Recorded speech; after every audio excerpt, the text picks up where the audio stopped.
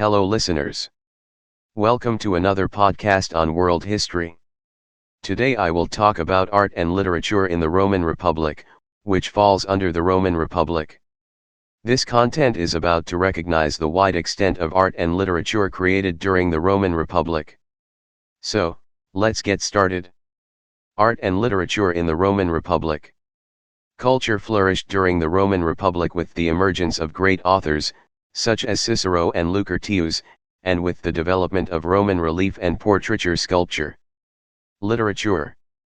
Roman literature was, from its very inception, heavily influenced by Greek authors. Some of the earliest works we possess are historical epics telling the early military history of Rome, similar to the Greek epic narratives of Homer, Herodotus, and Thucydides. Virgil, though generally considered to be an Augustan poet, represents the pinnacle of Roman epic poetry. His Aeneid tells the story of the flight of Aeneas from Troy, and his settlement of the city that would become Rome. As the Republic expanded, authors began to produce poetry, comedy, history, and tragedy. Lucretius, in his De Rerum Natura, On the Nature of Things, attempted to explicate science in an epic poem. The genre of satire was also common in Rome, and satires were written by, among others, Juvenal and Persius. The age of Cicero.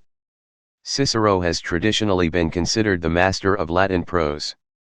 The writing he produced from approximately 80 BCE until his death in 43 BCE, exceeds that of any Latin author whose work survives, in terms of quantity and variety of genre and subject matter. It also possesses unsurpassed stylistic excellence.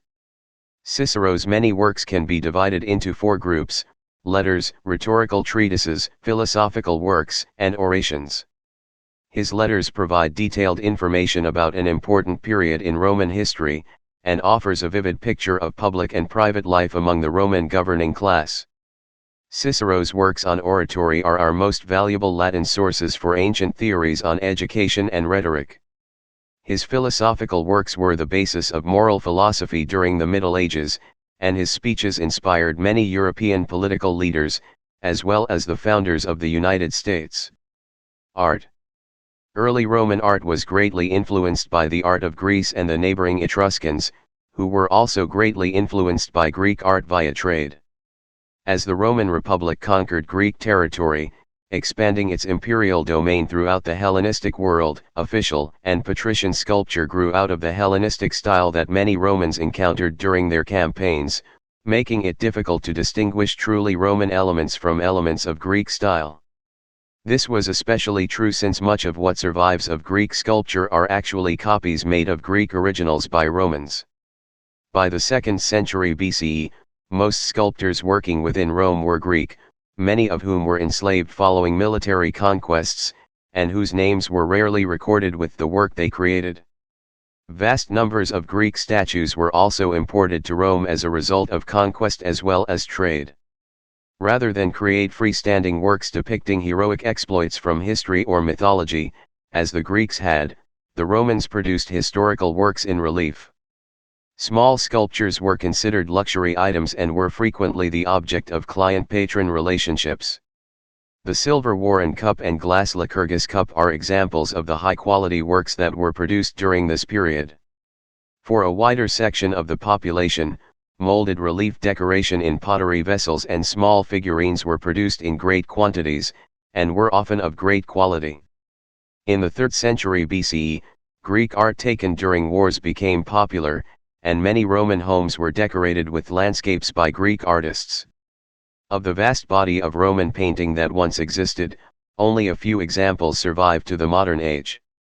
The most well-known surviving examples of Roman painting are the wall paintings from Pompeii and Herculaneum, that were preserved in the aftermath of the fatal eruption of Mount Vesuvius in 79 CE. A large number of paintings also survived in the catacombs of Rome, dating from the 3rd century CE to 400, prior to the Christian age, demonstrating a continuation of the domestic decorative tradition for use in humble burial chambers. Wall painting was not considered high art in either Greece or Rome. Sculpture and panel painting, usually consisting of tempera or encaustic painting on wooden panels, were considered more prestigious art forms. A large number of Fayum mummy portraits, bust portraits on wood added to the outside of mummies by the Romanized middle class, exist in Roman Egypt. Although these are in some ways distinctively local, they are also broadly representative of the Roman style of painted portraits.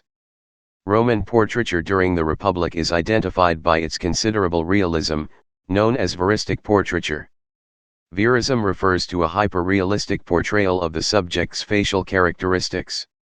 The style originated from Hellenistic Greece, however, its use in Republican Rome and survival throughout much of the Republic is due to Roman values, customs, and political life. As with other forms of Roman art, Roman portraiture borrowed certain details from Greek art, but adapted these to their own needs. Veristic images often show their male subject with receding hairlines, deep wrinkles, and even with warts. While the face of the portrait was often shown with incredible detail and likeness, the body of the subject would be idealized, and did not seem to correspond to the age shown in the face. Portrait sculpture during the period utilized youthful and classical proportions, evolving later into a mixture of realism and idealism. Advancements were also made in relief sculptures, often depicting Roman victories. The Romans, however, completely lacked a tradition of figurative vase painting comparable to that of the ancient Greeks, which the Etruscans had also emulated. The Late Republic. The use of veristic portraiture began to diminish during the Late Republic in the 1st century BCE. During this time, civil wars threatened the empire and individual men began to gain more power. The portraits of Pompey the Great and Julius Caesar, two political rivals who were also the most powerful generals in the Republic, began to change the style of portraits and their use. The portraits of Pompey the Great were neither fully idealized, nor were they created in the same veristic style of Republican senators. Pompey borrowed a specific parting and curl of his hair from Alexander the Great, linking Pompey visually to Alexander's likeness, and triggering his audience to associate him with Alexander's characteristics and qualities. Thank you for listening. Don't forget to check out other tracks as well. Show your love by hitting the subscribe button and do like, comment and share, to spread knowledge. See you next time. Till then, keep learning for fun.